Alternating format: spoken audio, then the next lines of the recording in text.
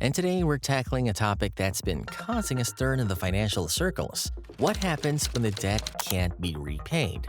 Now, here's what happened. You've borrowed some money, maybe for a house, a car, or to invest in your business. But what happens when that debt balloons to a size that's impossible to pay back? It's not just a problem for individuals, it's a global concern. So let's break it down into 2 points. Number 1, money supply. First up, let's talk about money supply. Take a look at this chart. We've got about $20 trillion circulating in the US banking system. Sounds like a lot, right? But hold on to your wallets because the US government owes lenders a whopping $33.6 trillion. That's more than all money in existence, and when you add household debt on top of that, we're looking at a mind-boggling $50 trillion in combined debt. But it doesn't stop there, folks. We've got to zoom out and look at the global picture. There's an additional $65 trillion in hidden debt lurking around the world. That's debt that's not even accounted for. So what's the deal? How did we rack up so much debt in the first place? Time for the next point. Rehypothecation. Enter rehypothecation. It's like a financial magic trick where the same dollar gets loaned out over and over again. Let me break it down for you. You deposit $1,000 into your bank account. The bank loans out $900 of that to the government, who then spends it. That $900 ends up in someone else's account, and the cycle repeats. Before you know it, there's more debt than actual dollars in the system. Now you might be thinking, why can't we just unwind this mess? Well, not so fast. Sure, in theory, we could see a spike in the velocity of money, or interest rates could go up to help pay off debt. But here's the kicker. Interest rates have been falling for the past 40 years, making debt cheaper to service. But now they're on the rise again, and that spells trouble for our over-leveraged economy. So where does that leave us? Well, there are 4 potential paths to clear the debt. First up, we've got the debt Jubilee. In ancient times, civilizations like Israel implemented debt jubilees to give people a fresh start. Fast forward to today, and we're seeing hints of this idea resurfacing. Did you know that proposals to cancel student loan debt are gaining traction? It's like a modern-day debt forgiveness movement brewing right under our noses. Next, deflationary deleveraging. Alright, hold on to your hats because we're about to take a trip down memory lane to the Great Depression.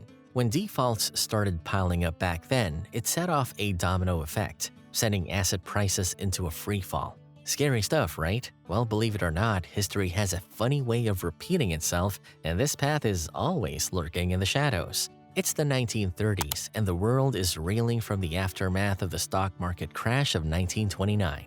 As defaults start piling up, it's like a chain reaction that sends shockwaves through the entire economy. Asset prices plummet, businesses shutter their doors, and unemployment skyrockets. It's a perfect storm of financial chaos that leaves families destitute and hopelessly trapped in a downward spiral. Now here's the kicker. The Great Depression wasn't just a blip on the radar. It was a prolonged period of economic hardship that lasted for over a decade.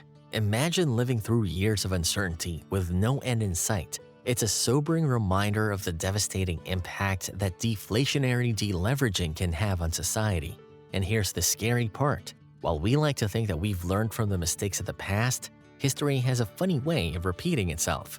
With debt levels reaching historic highs once again, the specter of deflationary deleveraging looms large on the horizon. It's a reminder that we ignore the lessons of history at our own peril. Now, before going on to the third point, let's take a moment to unpack one of the most interesting things in the debt world: interest rates and why they play such a crucial role in this equation. You see, interest rates have been falling for the past 40 years, making debt cheaper to service. This trend has allowed many to leverage up, taking on more debt than ever before. However, as interest rates start to rise again, the cost of servicing that debt becomes a heavy burden, especially for those already teetering on the edge of financial stability.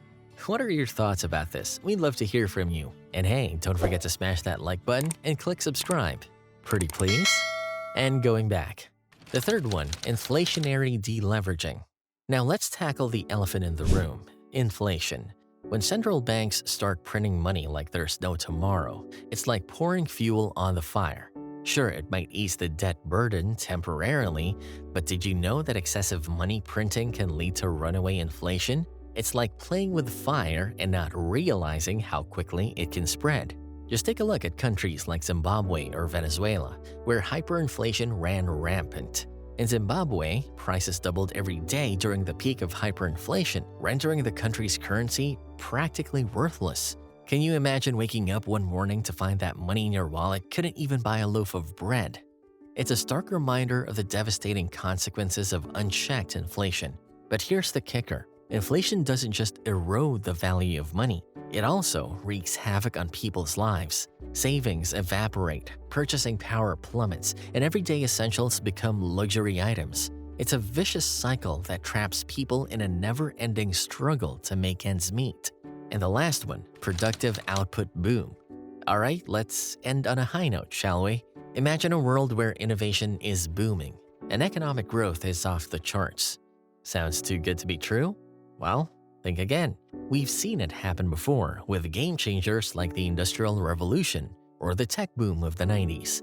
It's like hitting the jackpot and watching our debt troubles fade into the rearview mirror.